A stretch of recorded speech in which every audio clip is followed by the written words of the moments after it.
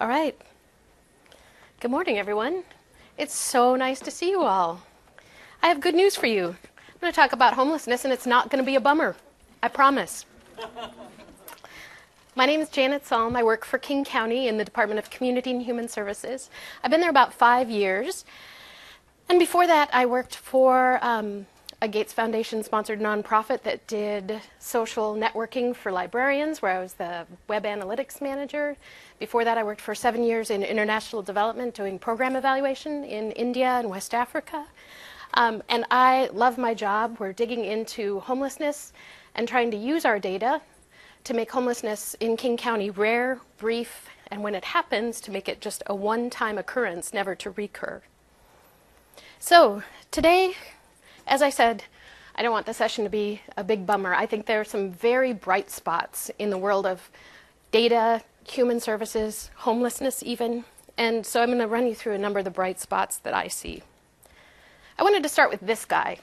I don't know if you all know Rex, or if you've come across Rex Holbein, who started a Facebook page called Homeless in Seattle. Rex is an architect who had an office right down in Fremont on the Ship Canal, and he saw people all the time sleeping, and he started offering folks a hot drink. He started listening to their stories. He started taking their pictures, and with his architect's eye, the pictures he took were beautiful and gave people, I think, it let their humanity shine forth. And then he started this Facebook page. And he'd tell a quick story and talk about what people needed. And often what they needed wasn't, a housing subsidy for the rest of their lives. They needed a battery to get their car going again so they could stop getting so many parking tickets.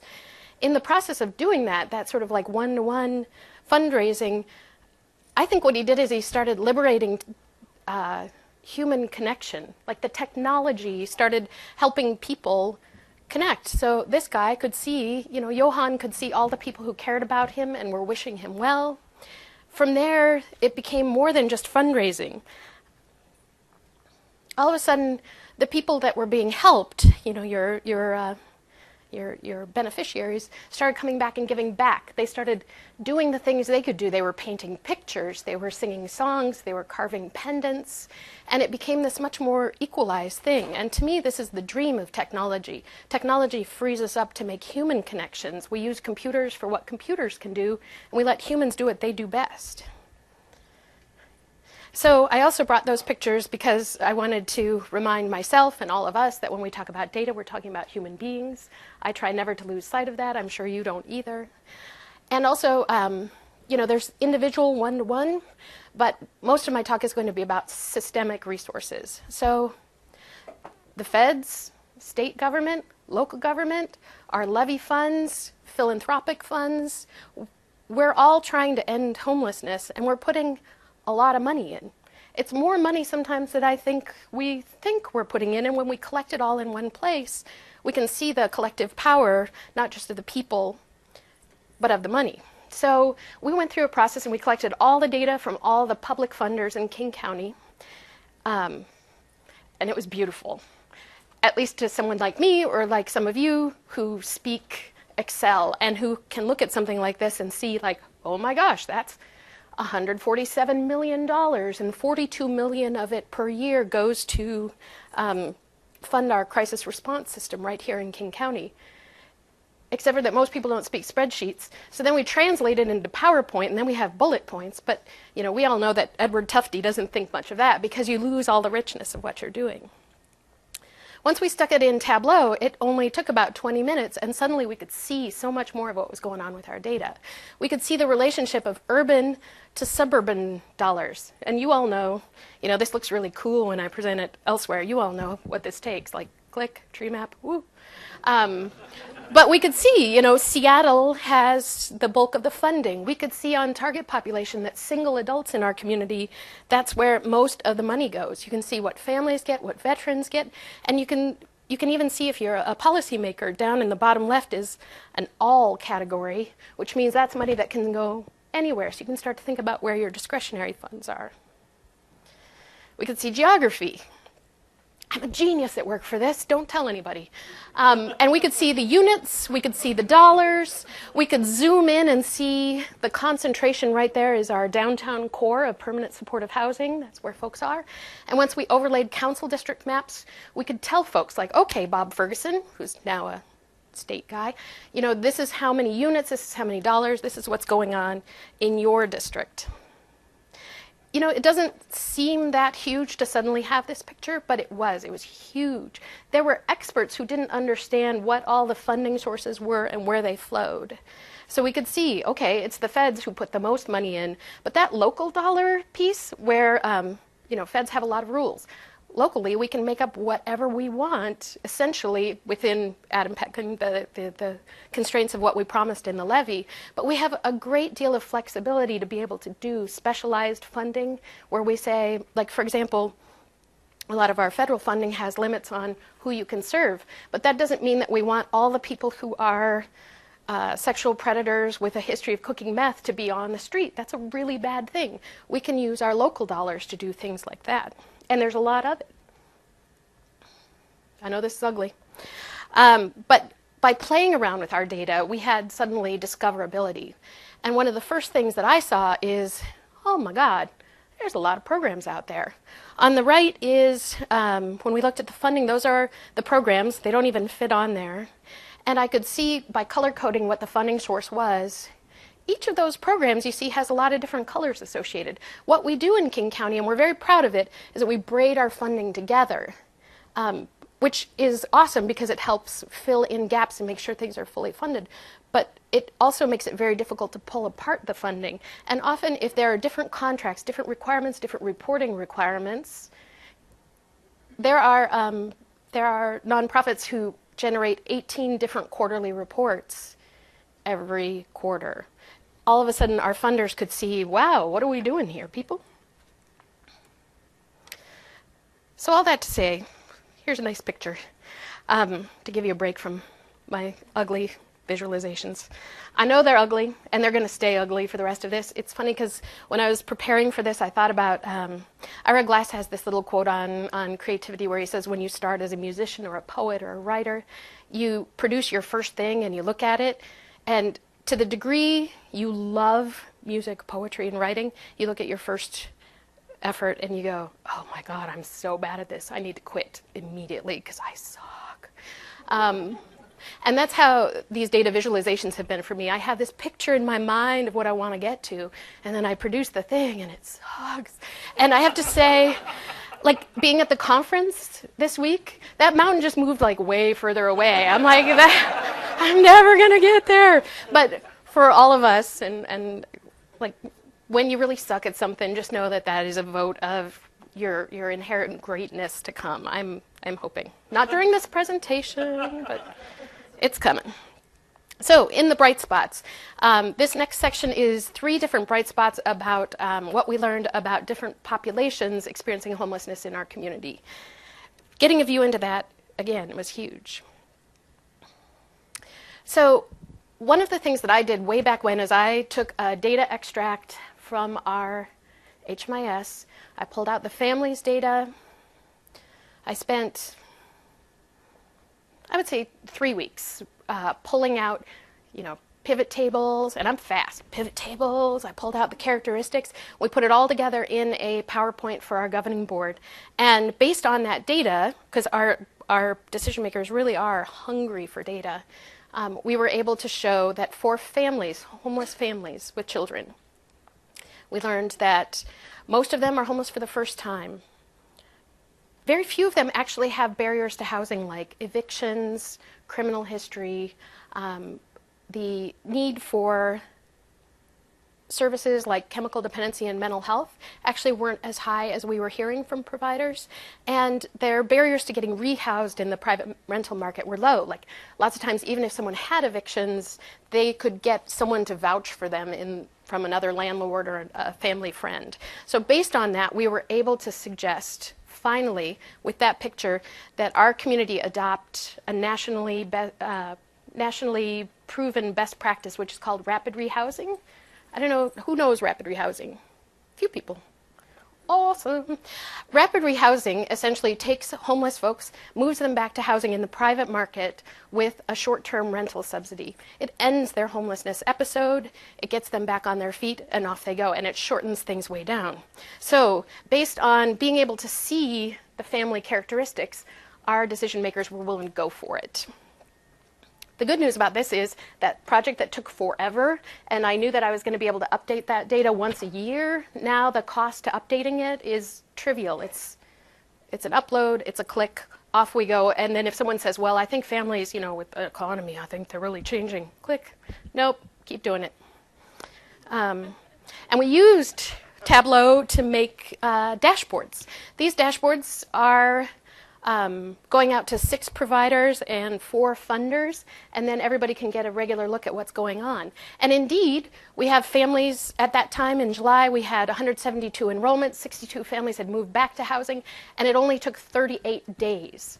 That is in contrast to our transitional housing programs where we put folks in, they can stay up to 2 years, and at the end of 2 years, they still have to find their own private market rental unit and get back to their own housing. It's huge to be able to show 38 days. The next bright spot is about single adults. One of the never-ending rumors and issues that arises is people say, those homeless people, they're not from here. I can't tell you how often a local reporter will report, well, I went down and I talked to the guy, and the guy said, I'm from Georgia, but I heard Seattle is really great. So I came here, and then people start talking about you start to build this us-them thing, you start thinking like, well, if we could just keep people back to where they came from. It was great at another conference, the National Human Services Data Consortium, which is a lot like Tableau, but without the parties. Really without the parties. Folks from Des Moines, Iowa were like, you know what we hear?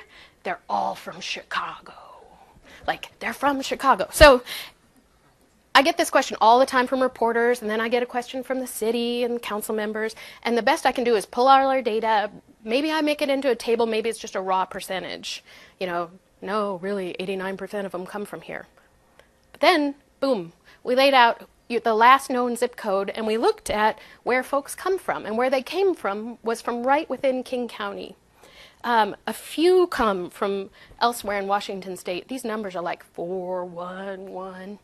I pulled in the wrong one there, but we could look from the country, you could see it was very minimal. And suddenly, seeing was believing. This is one of the most powerful tools we have to be able to say, these people are not from elsewhere. These are our neighbors. These are our people we need to take care of. In the world of youth and young adults,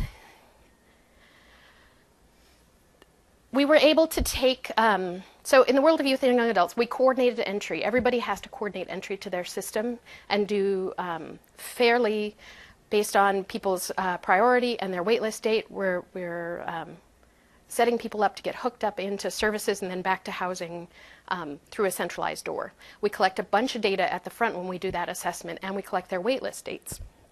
Before we had Tableau working, I would take a run at what are the time lags, and you probably all do time lags, from calling for help to getting an appointment, from getting an appointment to getting a referral, from getting a referral to getting that referral accepted to move in. And I would take a run at it. It would take me days. I'd get to one piece of it, and I'd be like, okay, it takes 7 days to get an appointment. And folks would say, but without those other time lags, we can't publish that data because it had too much room for blame. Like, if it's the providers who are taking a long time, if you don't talk about the coordinated entry system, people are going to get upset. If you're talking about the 211 system and not the housing system, people are going to get upset. This is one of the great pains of my last few years. And now by automating the data, we can see what are those lags. They all come together, and we can actually have a conversation about how to improve the process instead of continually getting mired and not being able to talk about it. There was another benefit there. There's actually 2 other benefits. We could break out the data by acuity score and see whether or not there was a difference if you had a high acuity, how long it took for you to move through the process. We could also take an equity and social justice lens where we could look at race and see whether or not people had outcomes based on race. King County has an incredibly strong commitment to looking at differential outcomes based on race. We believe in fixing equity and social justice issues.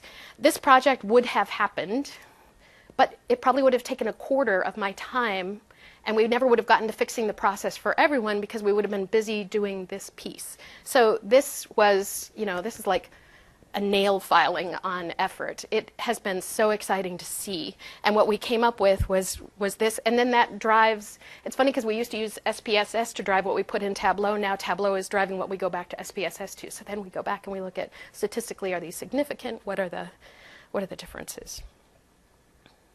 All right. What everybody comes for is to see your dashboards. I now realize.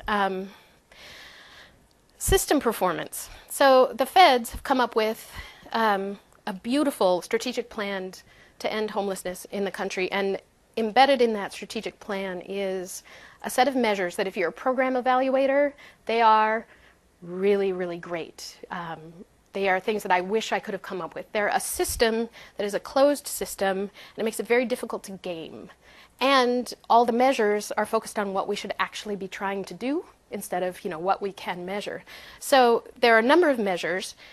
The ones that we chose to focus on is, at what rate do your programs exit people to permanent housing? Are you ending their homelessness episode? How long does it take? And once you do it, at what rate do they fall back in? So it's a beautiful thing. So if people start just exiting people, they're all going to come back. You're going to get dinged.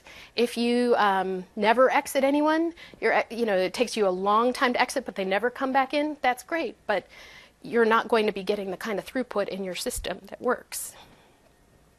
So just to give you an idea of what we're doing with those, based on those Hearth measures, we have a really great director who took those measures and took all those words that I just said and said, so what you're trying to say is we're trying to make homelessness rare, brief, and one time. I was like, yeah, that's what we're trying to do. So our Committee to End Homelessness adopted that was going to be our focus in the next year, and we adopted a bunch of measures around that. Those are the ones we're going to focus in on. And if you remember that bubble chart and all those programs, there are a lot of programs. We started to wonder if maybe we would see variation in our programs. And when we dug in, we saw that. I'll show you one other thing over here. The HUD goals for these measures are super ambitious. If you see the average days people spend homeless in our emergency shelter and transitional housing system, our average was 141 days for our whole system. The year before it was 134. This is not getting better. And the HUD goal is 20. And a lot of people hear that and they go, great, never going to happen, can't do it, there's no housing, there's no jobs. We don't want to, it was really demoralizing. And even when you come back at them and go, well, no, with rapid rehousing, we think we could actually do something about this. Yeah, right. And also, I started to worry about, the VA putting in, you will see someone within 14 days, and then they start paying on it. And what do you get? You don't get 14 days, you get all kinds of bad things. So we knew we needed to do something different in this world. What we did is we took a look at our programs. This is the rate of exits to permanent housing. As you can see, there's a lot of programs. We were able to do filters by what target population we were looking at and what the interventions were. We were able to draw an average and then start talking about quintiles. Now, during the keynote, I was planning to show you how to do all that, but during the keynote, I can see that the new Tableau thing, you're not going to have to do this at all. It's so cool. It's pretty much like zoop, zoop, zoop. But I'll show you anyways, just in case you need it before the next release. The cool thing is you edit the axis. No, you don't. You right-click on the axis, and you add a reference line, band, or mark. The quickest one that comes to you is the average. There it is. And then you decide, I don't like how that looks. So then you can do a custom label where you could type in average and misspell it, but you can also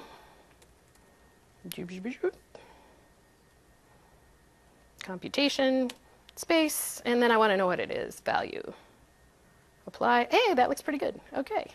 And then a little bit later, I figured out that I could add a reference line and do a band. And using my average, I can look at where that is with a standard deviation. Or the distribution, you can choose quartiles or quintiles. We did something sort of crazy there. I love it. Quantiles, you can choose your number of tiles. I only know quartiles and quintiles. Tripliles, I don't know what those other guys are, but it was really great. Because what we did with this is we went back on, this is length of stay. Remember, we were at 140 and we're trying to get to 20. And we were able to look at length of stay and go, all right, our average for all these programs for transitional housing is 425. Our average for emergency shelter is 83.6. So we could see the different population or program types had different effects on our system level performance. And from here, we could go in and say, all right, if you scale over here,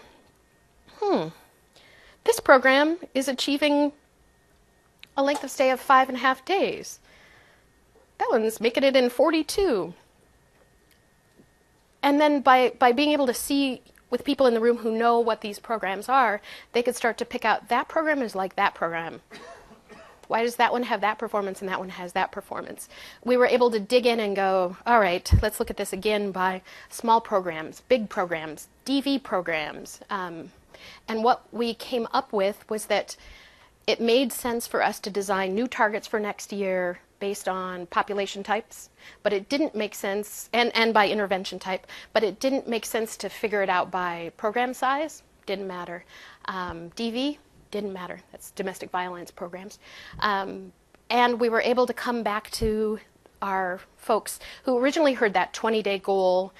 They didn't want to put it in contracts, of course. We didn't think that would be very helpful.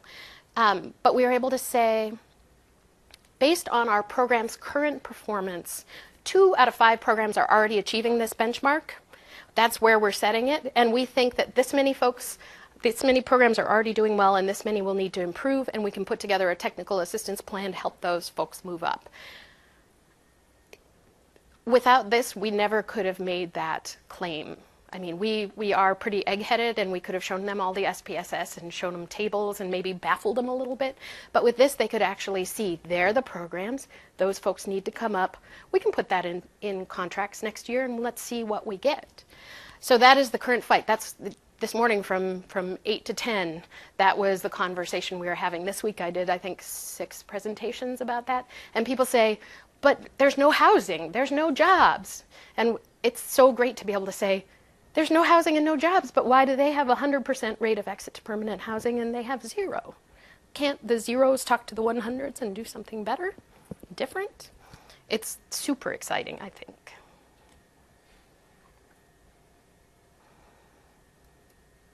So, variable performance. The next bright spot, and I believe this is our last bright spot, is a bright spot for me.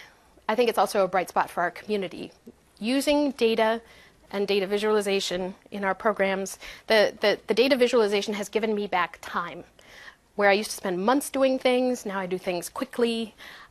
I used to spend so much of my time doing data handicrafts, is what I call it, like stitching together data sets and manipulating things. And while that's, fun, I never got to my job. Like, I'm an evaluator. How are we doing?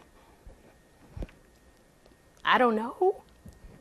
It's so exciting to be able to do my job and then start to, like at 3 in the afternoon when you've got nothing going on and nothing good is going to happen in your data sets, so you better not mess with them, is my rule. All of a sudden at 3 o'clock, sometimes I get in there and I go, well, I just won't save anything I do, and I start messing with stuff. And all of a sudden I can see, how do people flow through our system? Whoa, did you guys know that this group of people are bouncing from shelter to shelter? Why does that happen? You can pick up the phone. Oh, that's because you guys have a rule that after 90 days we have to exit people. So we swap.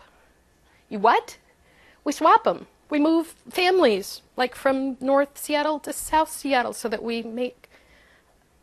That's the stupidest thing I ever heard. Hey, funders, did you know that they're swapping folks? And then funders can respond and go, oh, no. So that's one of the ways we got rid of, we don't do that anymore. We eliminated the length of stay limits on shelters because we saw that it had this really negative effect. And that was like, 3 p.m. Really, I should have just been cleaning my desk, but instead I was getting into trouble. It's really fun. So all that to say, we have a lot of big plans based on this. And for those of you who have HMIS systems, I think this is the most exciting thing. We have in the room John from Bistric and his colleague Ted. The Gates Foundation sponsored our Family Homelessness Initiative strategic plan, and they're putting money in to do some catalytic giving that for every dollar we turn to the new way of doing things like rapid rehousing, they will match it with money. And so we've been able to use that to convince people to start doing things our way. One of the things they started to do was, what do you need? And one of the things we needed was, we need a way to look at our data, and we need a way to be able to look at our data ongoing. Like the first time that we got the release of the data, we spent a week cleaning it up. And then we loaded it in.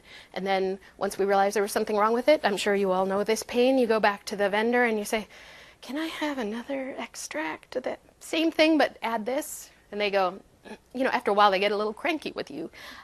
What we've done is we're working towards automating that pull from HMIS. The other way that HMIS used to work is that that's our homelessness management information system. It's where all the client data goes. I used to get a CD-ROM walked down to me from the city in April for the full year preceding. That's how I used to get my data. Come on. So what we're working on now is that the HMIS can export a CSV. All of your HMISs can, all those vendors can. I should let John explain it, but I think you'll be amused by my explanation, which is that we suck it into the cloud and we do some stuff with it, and then we pull it down and we make it go. Perfect. Yeah. That means you have a good consultant, I say, is you just go, it works. We started with the CD-ROM, though. You did. That's true. Did we walk it to you? You did. Yeah. We'd meet you at the coffee shop downstairs. Yeah. Some cloak and dagger stuff. So this is a super early dashboard that Bistric was helping us develop. We have so many more plans for this. Sorry, that's so old. I'm sorry. We have a ton of plans. The good thing about this is that we've also managed to, with just, Meredith, has it been 14 weeks? How long has it taken us to get a PO for Tableau Public Premium? I feel like we're going on maybe 4 or 5 months. Okay, 4 or 5 months. So what we are doing with this data, once we automate it and set up all the dashboards, is that we have purchased Tableau Public Premium because, of course, we want to suppress the view into the underlying data to protect people's confidentiality. And we're getting ready to push this up onto the web. This way, when reporters want to know where did they come from, they can see it on the web, and then they can call me for more details. If a council member wants to know how many units are in my district, boom, they can see what's in their district. I'm hoping that my death by 1,000 cuts, constant questions of things will subside, and I will again be able to do my work. I think that transparency is going to be huge. Providers are going to be able to see, here's what I do, here's what they do, what's the benchmark, how can I do better? Stakeholders, our governing board, who includes the county executive, the mayor, the archbishop, providers, they'll be able to see a common reference point. And then, of course, the public. So my hope is that my time will continue to be freed up to actually do my jobs, not data handicrafts, that we'll be able to understand our data and do more meaningful stuff with it. And my hope for you is that this was not a big bummer, and that you understand how we're starting to really use data in King County to make homelessness rare, brief, and a one-time occurrence. Thanks.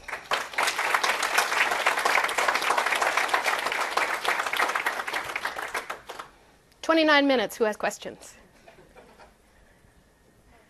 First off, this is an amazing presentation. Thank you very much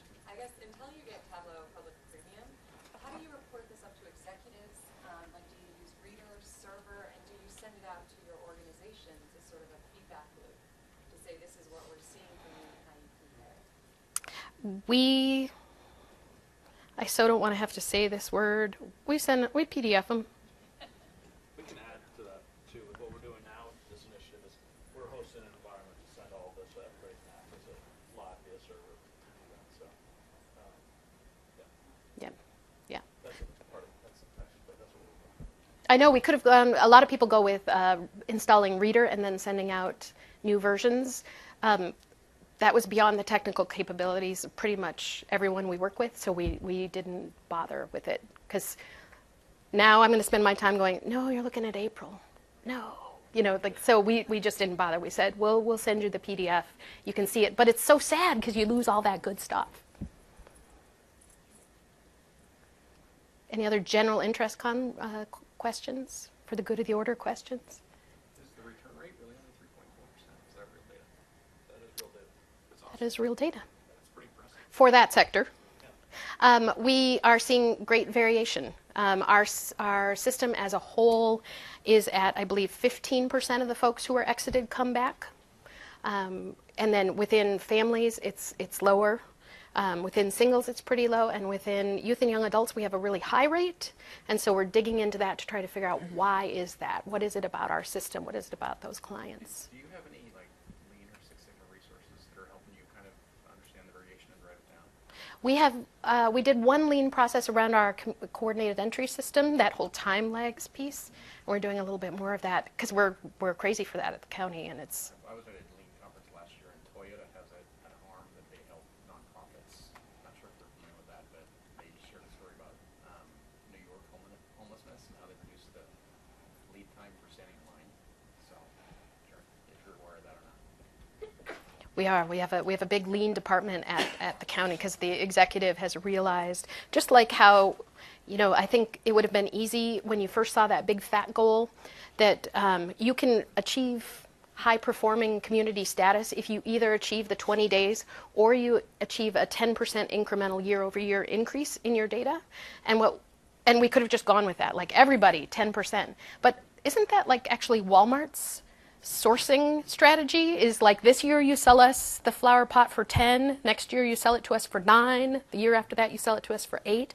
It didn't feel respectful. Providers are already doing everything they can to make things happen. So we said, where can we get the kinks out of the whole system? Where can we do the big system interventions? Can I add another bright spot to your Please. what you're doing? Is I think partially with the help of the Gates Foundation, we're not only doing this in King County, but we're also doing it for Pierce and Snohomish counties here locally. So everything we're doing is built off of federal standards, and the problems are similar, but now you can sort of see it from a regional basis, and that's something that's as much as you guys are interested in King, it's great to see these exact same measures compared in ways that they've never been able to do before. So it's pretty cool. Yep. My other hope is that the National Alliance to End Homelessness, every single community is mandated to collect the data in exactly the same way with the vendors, with the data standards. There's no reason why we couldn't roll these out nationwide. And all those places where someone's job is to answer the phones and do the bills and report on HMIS, they have a tool ready to go that's really sophisticated. So can you talk about how you worked with providers to make sure that the data you were receiving was complete? I can imagine across 100 providers, 60% of them took the effort to make sure they entered and stuff in a timely fashion, and the others could potentially undermine what you're reporting because of the approach they took towards spending the time entering data. Right. Does it require HMIS? Yes. Come around and say, hey, you've been logged in for X amount of days? Or? The way it works is that all programs in our community who receive public funds have to use HMIS. That's been the case for 15 years, but we didn't have data 15 years ago. The way it worked is that folks would enter data, and we had a number of good processes in place. Like we have data quality reports that are published online for anyone to see.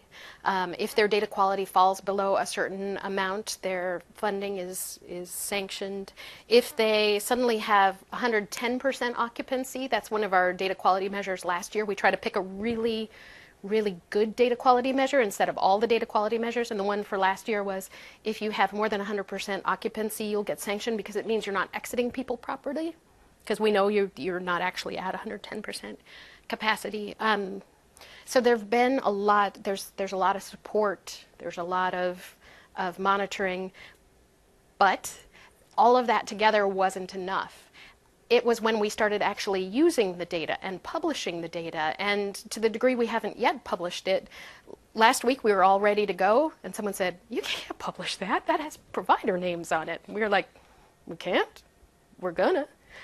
So instead of having a fight about, we could have had a fight. It could have been the thing that derailed this whole 2015 contracting plan. We said, all right, whoa, let's talk about this. And some folks came back and said, well, how about this year you don't publish it? Well, you lose all that thing. You lose, like, here's me, here's you, we're the same program. Why are you getting worse or better outcomes than me? So one of our guys was like, all right, we're going to do, for 2 months, we're going to give you one more crack at this, providers.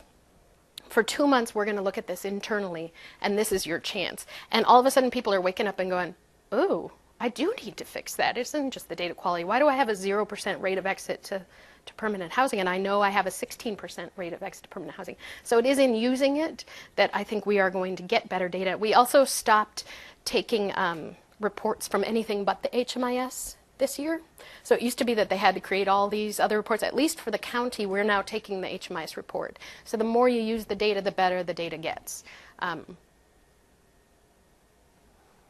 So our plan is we're gonna do it internally for a couple of months. Then we're going to start communicating about it in our internal system. So our governing board, our interagency council will start to see the names. And then 2 months after that, we're going live. It's on the web. Everybody can see it. So I want to kind of work with a little bit of HMIS data and kind of familiar with it a little bit. It can be difficult as well, but what I've really liked about this presentation has been the idea that you've taken I've made some great charts and some really bad ones, and some of my great ones just fall flat, but it seems like you've really come out with some really cool and keen observations. So for example, like you know the chart with all the programs, right? You have the quantiles or the quartiles, and then the other one was there was another policy change where you eliminated length of stay limits, right? And I was just wondering, my question is, what other policy changes or system changes have you made from the data? Because I think that's kind of, to me, I think that's the big success story. I mean, so yeah. Well, one of them is related to some work that you're probably going to do that looks a lot like the work that we're doing. You're from the Gates Foundation. One of the pieces that I dream of doing is taking and creating a system flow map where you can see, here's where people come in. So we have the coordinated entry data. Here's who gets in. Here's how long it takes them to get through the system. Here are what their exits are, their destinations, which is all captured in the data. Of those people who move on to a new program, what happens to them? And then based on that, we've started to develop by doing system flow modeling just on paper and calculations, what is the demand, what's our forecasted demand, and what is our forecasted supply? And starting to point out where are the huge pain points in our system and what do we really need more investment in. Okay. No, that's great. And one last question, sorry. I noticed in December there was a huge spike in entrance and actually, I think, and then there was a huge drop in January. It looked like, what is that? What is that? It's obvious, I'm sure, but I just, why the big spike in, it looked like, it was that time series chart on the last dashboard. It was related to one particular program, just because I know the data. Yeah. I love it. And the thing is, I don't dig into a lot of the reasons, but I enable them to look at it. Mm-hmm. I saw it pointed out, and somebody else ran with it. But that was something, and I think it was like they checked everybody out on 12/31, Mm-hmm. and it could have been one of those time limit things that it was a prior year. It was actually a policy piece where the way that it used to work, because we wanted to capture how many people were new each year, everybody exited all their people on 12/31, and they started over with new records. You're killing me, people. So trying to fix that one, yeah. But we're also seeing stuff. If you get a CD in April, And you're, you know, the staff that is implementing it gets data much faster, but they're really busy with all the reporting requests. One day the data came in, and suddenly one agency downtown had 500 people who died last month. I was like, should we know something is happening in downtown Seattle? No, it was a data error. All of a sudden, everything got miscoded. That, to me, is the kind of data error you could have lived with for years if everything was aggregated up. Instead, it was, is everything okay down there? That Yes. story, that change in that data on your policy change caused the spike for you is why story points is now part of Tableau, so that you can go up there and say, this policy occurred on that date, and that explains the change in the data. Yeah. Yeah.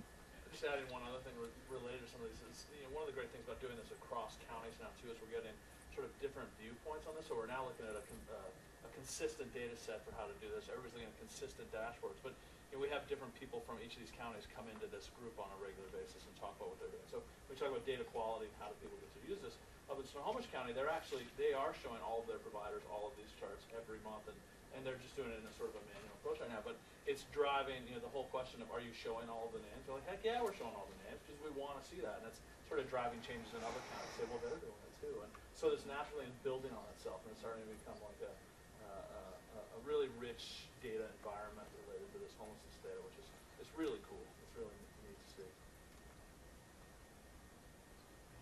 Great. Well, thank you all. I'm so glad you came.